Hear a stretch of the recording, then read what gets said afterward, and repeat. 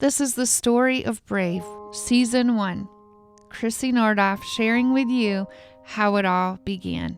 I'll never forget moving to Nashville after college. I really didn't have a car. I didn't have health insurance, a job, a place to live, and yet I said yes to what God had called me to do.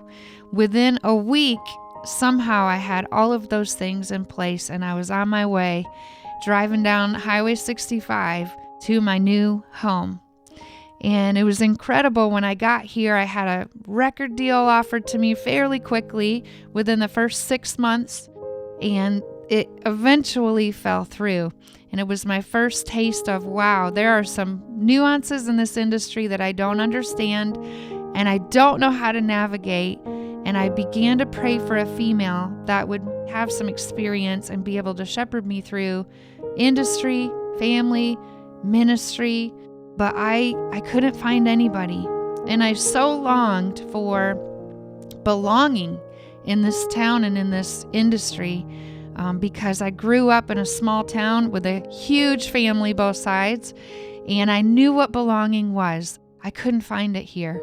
I married my husband, we had some kids, and we did the independent artist thing for a long time until there was a turning point. I was at a festival singing, and the Lord showed me soon after that through one certain song how He can use my heart to travel if I'll start letting go of these songs, and I can stay home with my babies and raise them. And so that's what I did. At that point, then I shifted into more the songwriting world. And so I prayed that prayer for a mentor through all of those years, 15 years really to be exact. I got kind of frustrated with the Lord at one point and asked Him, Lord, why have you not answered that prayer? Surely there's got to be somebody here in town. And I heard Him say a phrase to me that would guide me really the rest of my days. And what I heard Him say was, be what you need. And I started to realize at that point in time, maybe I had something to offer to those coming behind me. I began simply gathering a few girls, and I decided to call it Girls Right Out. Our very first meeting was September 1st, 2011, and it began very small, very intimately. We met the very first time in Sodium in Franklin, and there were 8 of us that first meeting, and of course we grew over time.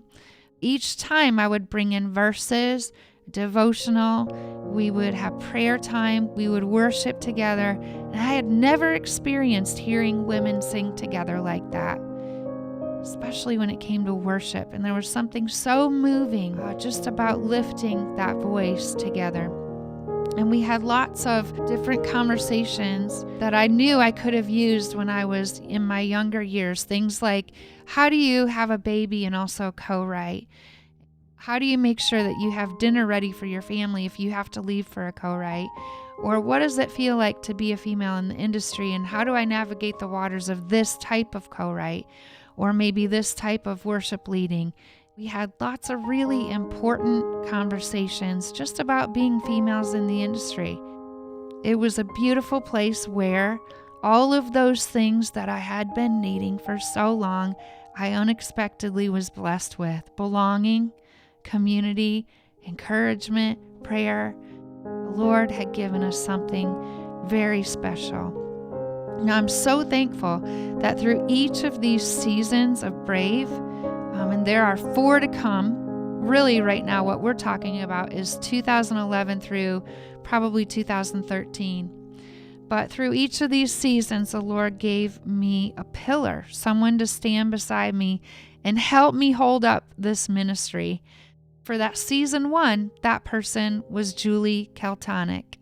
I'll never forget her encouragement, her reminders to me of how needed this actually was in our city. And she kept me going a lot of times, and she would show up early, or she'd stay late and help me clean up, and she'd help do announcements. And there were many ways that she helped during that season, and I'll always be thankful to Julie for helping carry the torch at that very important time, which was really the birth of Brave Worship. We had several events that we did during this time. So our regular meetings, those were quarterly, and we met either at Sodium or my home or the Well coffee shop. I believe we actually met also at the Nest Church in Franklin, Tennessee. We did do a few special events too. We had some of our first dinners together at Whole Foods in Cool Springs. We had an outing where we went to do ministry at the Hope Center in Nashville for women. We also had our first Writers' Night in Franklin, Tennessee at the Franklin Mercantile.